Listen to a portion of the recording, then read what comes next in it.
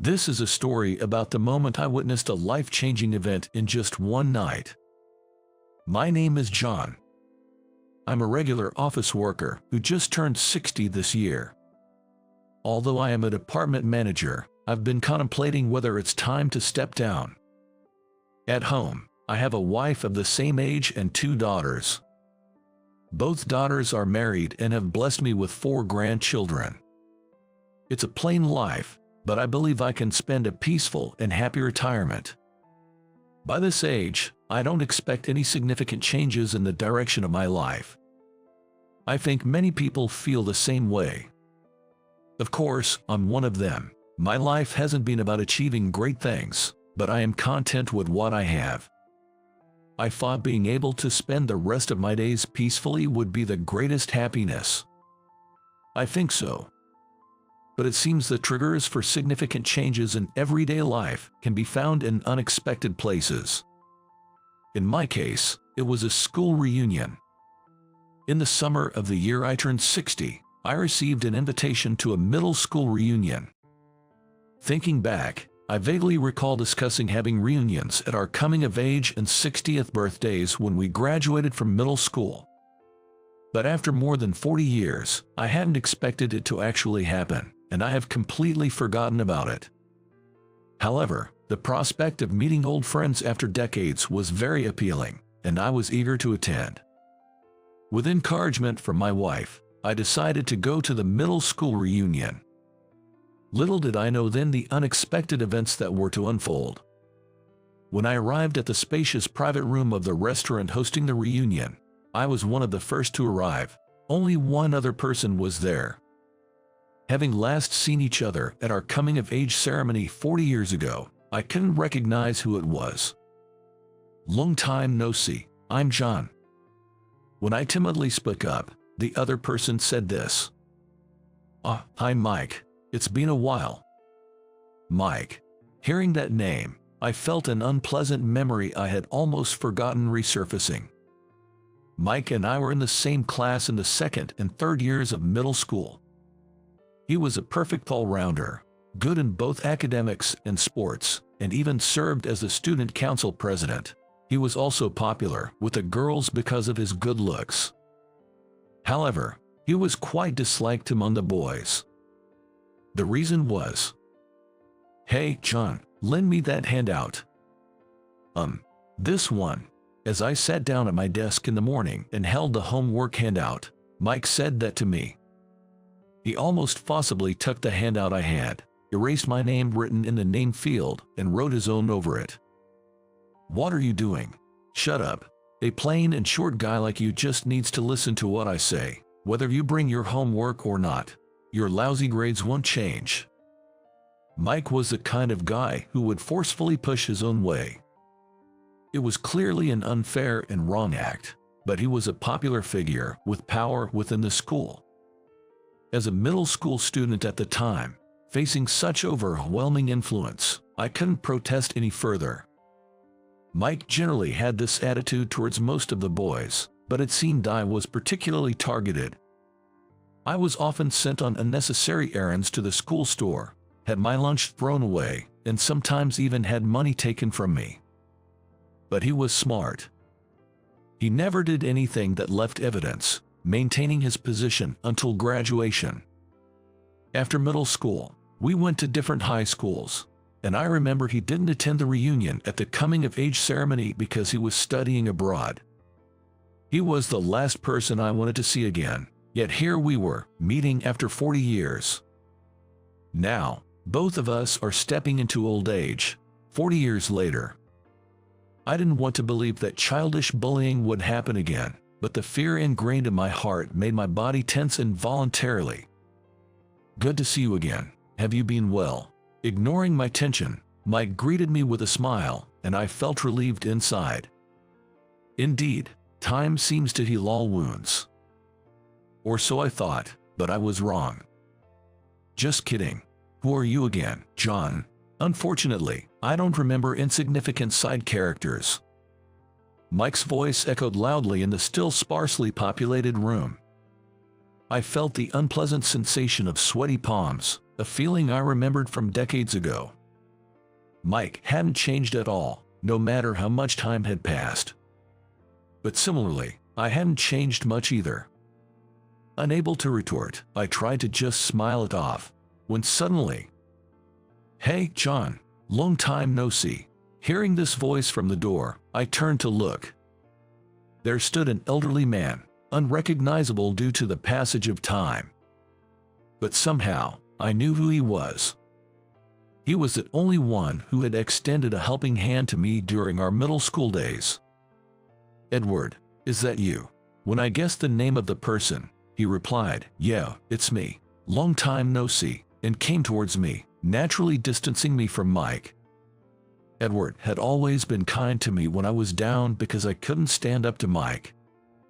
These memories, buried deep in my mind, began to resurface. Watching Edward and me, Mike laughed and said, "Ah, I remember now. The dull duo pretending to be friends. Even after 40 years, you haven't changed a bit, leading such low-level lives. As a company president with status and fame, it's like a different world to me. At 60, I never thought I'd feel the need to prove myself or avoid losing to someone." But being sarcastically spoken to like that, I felt a mix of frustration and shame. But I've never been good at talking back. Edward, being a kind soul, never argued and just quietly moved away from Mike, and we tried to forget the unpleasantness together. The dynamic hadn't changed easily over time. Just then, Edward calmly retorted, "Isn't there no level in life? Everyone's different, so there's no need to compare." Edward replied in a remarkably calm tone. Surprised, I looked at Edward. It seemed Mike was equally surprised and quickly came back with a rebuttal. "People who lead bottom-tier lives justify themselves like that, otherwise, they'd feel miserable enough to die." I heard Edward, "You only finished middle school. You probably haven't landed any significant job." Mike had always been good at striking where it hurts. But Edward, unlike me, seemed different now. "I don't know what you consider a significant job, but I believe I've fulfilled my duty until my recent retirement." Edward said this proudly. But Mike continued, "Being forced to retire already in an era where the retirement age is 65, that's proof you're useless. Stop pretending already." Mike sneered as he said this, but then other classmates arrived, and the conversation ended there. In the past, I would have only felt frustrated, but now it was different. Edward's presence made me feel somewhat relieved. It turned out to be a pleasant reunion after all. Everyone was so aged that we couldn't recognize each other until introductions were made. As the drinks flowed and the evening progressed, we slowly recaptured our old feelings. Though it started with reopening old wounds, I was glad I came. I ended up sitting next to Edward for the duration of the event. So, we talked about what each of us had been up to during the time we hadn't seen each other. We talked about what we had been up to, work, family. We weren't talkative people originally, but after 40 years, we had endless conversations. Edward had changed in many ways, like being able to stand up to Mike, but his fundamentally kind and gentle nature remained the same. That was somewhat reassuring. As the evening drew to a close, Mike, emboldened by alcohol, began loudly boasting about his exploits like tales of valor. Despite being somewhat distant from Edward and me, Mike, perhaps still affected by the earlier incident, kept directing his attention our way. "I'm now the owner of a top-tier hotel. Everyone surely knows its name, that hotel, since I was always excellent from a young age. Everyone must have expected me to achieve something, but to attain a status beyond expectations and make my classmates proud, right, Edward?" Mike insisted on bragging, always steering the conversation our way. "That's incredible, indeed," Edward responded, showing his magnanimity and acknowledging Mike's success. This seemed to irk Mike, who continued his sarcasm. "Just because we're classmates, I can give you any special treatment. It's a hotel too expensive for poor people like you." It's meant for the real elite. Yet, Edward, unfazed, simply replied, I see, got it. I wondered how Edward had acquired such firm resolve. I was genuinely curious about it. It was a question I just couldn't get out of my mind. Annoyed that Edward didn't take the bait, Mike then began a more dubious tale. You can top the industry just by doing regular business. Can you simpletons even imagine how I climbed to the top? He posed the question to our classmates, and seeing everyone tilting their heads in confusion, he seemed quite satisfied. Then, he uttered words that should never have been said. You keep it hidden. Money matters don't go public if you don't talk about them. If you hide it well, tax evasion or anything else is easy. Only smart people like me can climb up high. You guys probably don't have the guts for it. That's why you're just poor ordinary people. Mike, drunk and red-faced, seemed to enjoy this conversation. The other classmates just listened with dismay. That's quite a story, I muttered softly to Edward. Then, I realized something important. Once I had realized it, I couldn't just stay silent, so I immediately stood up. Mike, you should probably stop talking about that. I could feel the blood drain from my face in this unexpected situation. But I doubt anyone around me could guess why I was so anxious.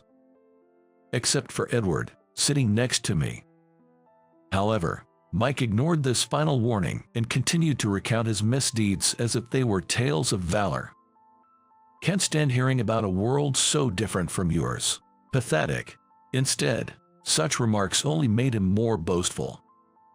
Despite the seriousness of the situation, I didn't want to justify criminal behavior or defend Mike, who had been a nuisance since middle school. But the more Mike spoke, the more I sweated. Unable to bear it any longer, I interrupted him. Mike, Edward was a high-ranking police officer. If you keep going. My words echoed in the hall, silencing everyone. Mike, who had been enjoying his story, turned pale. He knew the gravity of having a police officer overhear these conversations. Edward then stood up and said, as I mentioned earlier, I've always taken pride in my job and fulfilled my duty. That pride doesn't change even after retirement.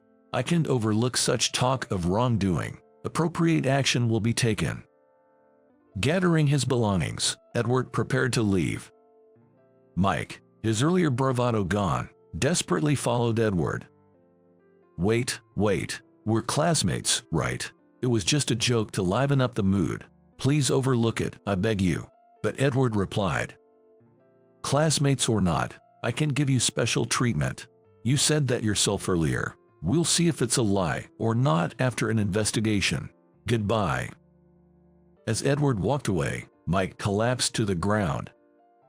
Damn it, damn, he cried in a voice too hard to listen to. Later, Mike's company was raided by the police. Indeed, they found evidence of tax evasion, just as he had boasted, leading to his arrest. I heard about this when I met with Edward later. That's when I asked him something I'd been curious about. How he had gained such strong willpower. The idea of Edward, who had only a middle school education and was average in studies, becoming a high-ranking police officer had initially shocked me.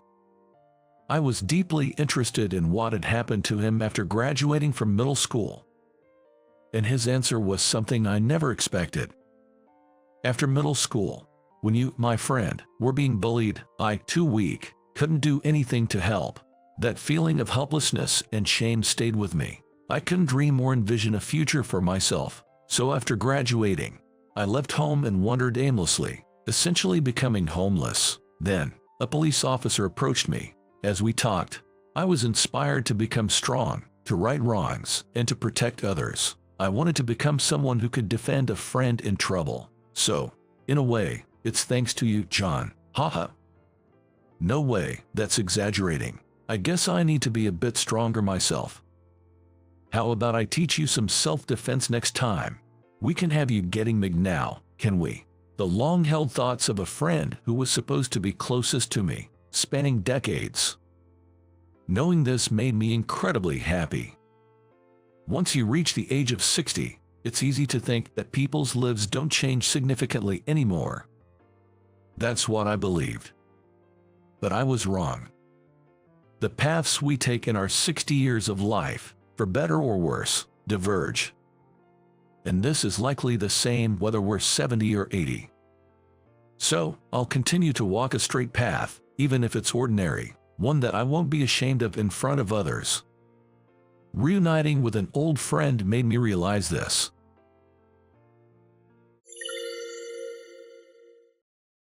I'm a 22-year-old chef specializing in pasta. Though I refer to myself as a chef, this field is deeply complex. I'm still learning, working as an apprentice in the kitchen where I'm employed. However, my ultimate goal is to master the art of pasta making and create delicious dishes. This aspiration began when I was looking for work after leaving junior high, and the owner of the local pasta restaurant, who I'll refer to as John, offered me a chance. Having been raised by a single father, I frequently had dinner at this restaurant whenever my dad was late getting home. Thus, the flavor of the pasta from this establishment holds a special place in my heart, a sentiment I cherish and wish to preserve. As John lacks a successor, I dedicate myself to training each day to maintain that unique taste. One day, after parking my bicycle outside the shop following a delivery. "Hey, is that you, Jason?" Hearing this, I quickly turned around. There stood a person with a somewhat familiar, yet unrecognizable, face. Given that he knew my name, he must be an acquaintance, but I couldn't place him. Then he said, "Hey, don't you remember? I'm Brandon, your old classmate from junior high." That triggered my memory. "Oh, Brandon, you've changed so much, I hardly recognized you." It's no surprise I didn't immediately recognize him. Brandon had transformed significantly since junior high. The Brandon in front of me now was tall, smartly dressed, and carried himself like a successful business professional. However, back in junior high, Brandon was quite different, small, reserved, and not particularly noticeable in class. We lived nearby and often chatted, but I hadn't seen him since we graduated. I had heard he attended prestigious high schools and colleges. But I never expected such a drastic change. "What are you doing here?" Brandon inquired, and I responded promptly. "Oh, I work here at the restaurant." Brandon laughed and commented, "Really? Working at this shabby place?" His remark was frankly disrespectful. "Yeah, but you used to come here too, remember?" I remembered us both visiting this place when our parents were delayed. Brandon then said, "That's all behind me now. I've moved on. It's surprising, Jason, to see you still frequenting such a modest establishment in this small town." Huh? I couldn't comprehend why Brandon would speak to me in such a manner. It was evident he wasn't interested in a friendly conversation. Brandon wasn't like this in the past. What had changed him? More importantly, I couldn't let his disparaging comments about the shop slide. It's disrespectful to speak like that in front of the shop. If that's all you have to say, I'd appreciate it if you left. Brandon replied, "Oh, sorry, I didn't mean to upset you. I just felt pity for you, being in such a situation. Well, take care." He left, leaving behind those unpleasant words. True, the exterior of our restaurant isn't impressive. Originally opened by John's father, it still occupies the same old building. But the quality of our pasta is excellent, something even Brandon should acknowledge despite the shop's appearance. It was disheartening to reunite with an old friend only to find him so changed and unpleasant, but if he can only offer negativity, I'd rather not cross paths with him again. Yet, just a few days later, Brandon showed up once more. "Welcome, Brandon." Just before closing time, who should walk in but Brandon? Dressed as sharply as before, he seemed like a different person. "Hey, thought I'd try some pasta here for the first time in a while," he said. With no option but to serve him, I brought the ordered pasta to Brandon. Then, after finishing his meal, Brandon remarked, This taste brings back memories. I was relieved. He didn't seem sarcastic today. Perhaps he was just in a bad mood during our last encounter, and this was his way of making amends. Feeling somewhat cheered, I responded, "Right." As he was leaving, I encouraged him, "Feel free to come back anytime. You might be accustomed to more upscale dining, but I think our place has its unique appeal." "Oh, thanks," he replied. After this, Brandon extended an unexpected invitation. "Actually, we're planning a junior high reunion next month. I'd like you to come, Jason. Here are the details." Since leaving junior high, my focus had been on mastering pasta making, leaving little time for socializing with friends. So, the prospect of reuniting with old classmates was a delightful surprise. "Really? I'll definitely be there. Thanks for the invite." I immediately informed John and decided to take the day off for the class reunion. When was the last time I had enjoyed a meal with friends? With a sense of anticipation, I went to the agreed-upon location on the day. However, upon arrival, I felt a twinge of regret. The venue was an upscale traditional restaurant. I hadn't expected such an elegant setting and had dressed casually in a hoodie and jeans. Although fashion isn't my forte, I knew I should have chosen something more suitable for the occasion. Should I go back and change? But it was nearly time to meet. Lost in thought, I heard, "Hey, Jason." I turned and saw Brandon. "Hey, Brandon. Thanks for making it," he said. I couldn't back out now. However, Brandon and the other arriving classmates, clad in jackets and dresses, made my casual attire seem out of place. "Sorry, I completely forgot to mention the dress code," Brandon apologized. I brushed off the situation with a laugh. "Looks like it. I feel somewhat underdressed and embarrassed." This helped ease the awkwardness, and the nearby classmates laughed, making me feel a bit more at ease. But Brandon's next comment stunned me.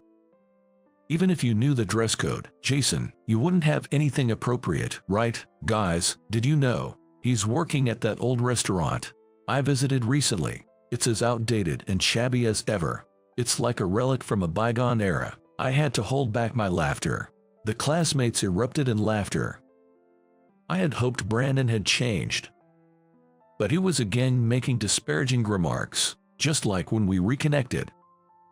His demeanor fluctuated each time we met, and I couldn't fathom his motives. As I took my seat, Brandon's behavior dampened my enjoyment of the reunion. The dynamic among the others was strange too, as if they were vying for Brandon's favor.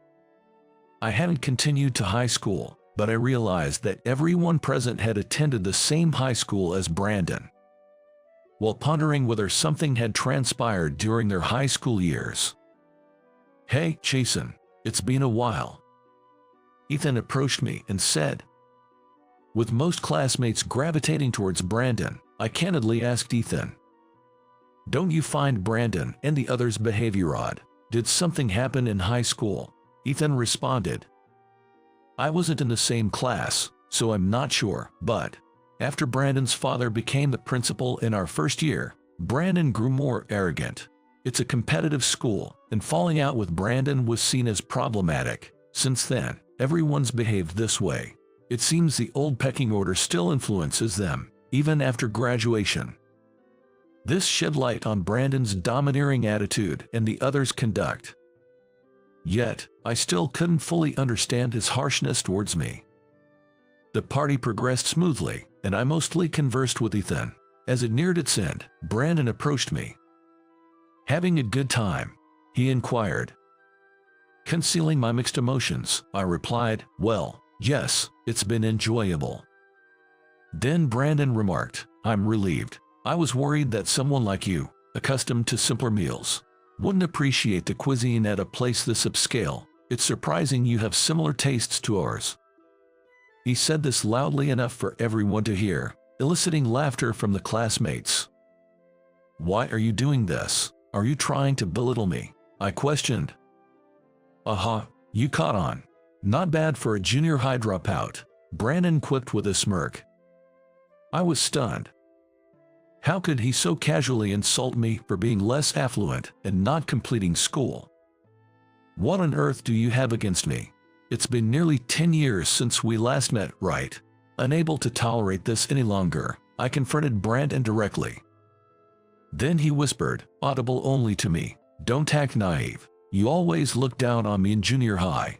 You might have thought you were being kind to me, the short, quiet kid, but you were just patronizing. I was aware of it. Despite your own struggles, you acted superior. I've always held a grudge for that." What? I never looked down on him. I couldn't remember ever condescending anyone. But no matter what I said, Brandon remained unconvinced. "See, that's your problem, always pitying me. You thought you were better because of your tough upbringing. It's sad. Just your presence annoys me," he said angrily.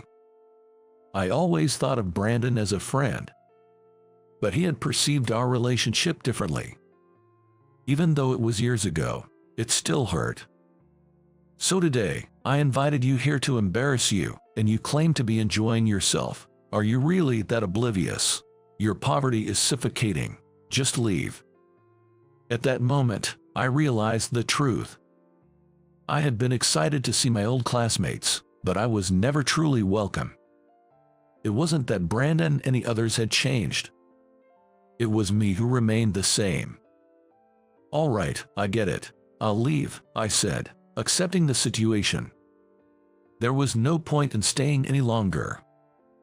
I gathered my things to leave quietly.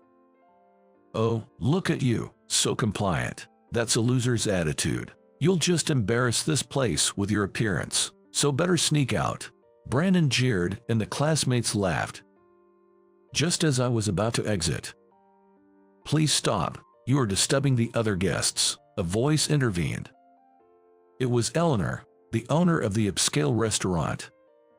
Brandon was taken aback but quickly retorted, "See, even she thinks you're a nuisance. Hurry up and go." However, Eleanor corrected him. "You're mistaken. The real disturbance is your behavior. Your derogatory remarks are upsetting our valued regular guest. I can't overlook this." A regular, someone in another private room. They couldn't possibly hear us, Brandon argued. Eleanor clarified, "No, I'm referring to Jason, who's trying to leave. He often visits with John from the restaurant. Despite being young, his dedication to pasta making is admirable. While you were relying on your parents, he was working hard. Mocking that isn't funny. It's commendable. Your education might be impressive, but you lack basic understanding and empathy." Indeed, John had frequently brought me to this restaurant. It wasn't just for the cuisine, but also to learn about the exceptional service. Eleanor's support was unexpected but deeply appreciated. "You, how dare you speak to a customer like that? I won't return here," Brandon exclaimed, visibly offended. Eleanor responded calmly, "That's fine. We prefer guests who respect others." Brandon left the restaurant, visibly frustrated. The other classmates followed him out, all except for Ethan. "Thank you so much, Eleanor." When I expressed my gratitude, Eleanor smiled and said this, "It's okay. I couldn't bear to see a hard-working young man like you be demeaned. You're dedicated to your path. Remember, you have nothing to be ashamed of." Her words were warmer and more comforting than anything I'd heard from anyone else before. I had chosen my own path in life and tried my best to follow it. Sometimes, I struggled with feelings of inferiority because of my background in a single-parent, low-income household and having to work since junior high. But Eleanor's words were a revelation, showing me that there's no reason to harbor such thoughts. Now, I'm more confident in continuing my journey, trusting in the path I've chosen for myself. Eleanor's encouraging words will always hold a special place in my heart.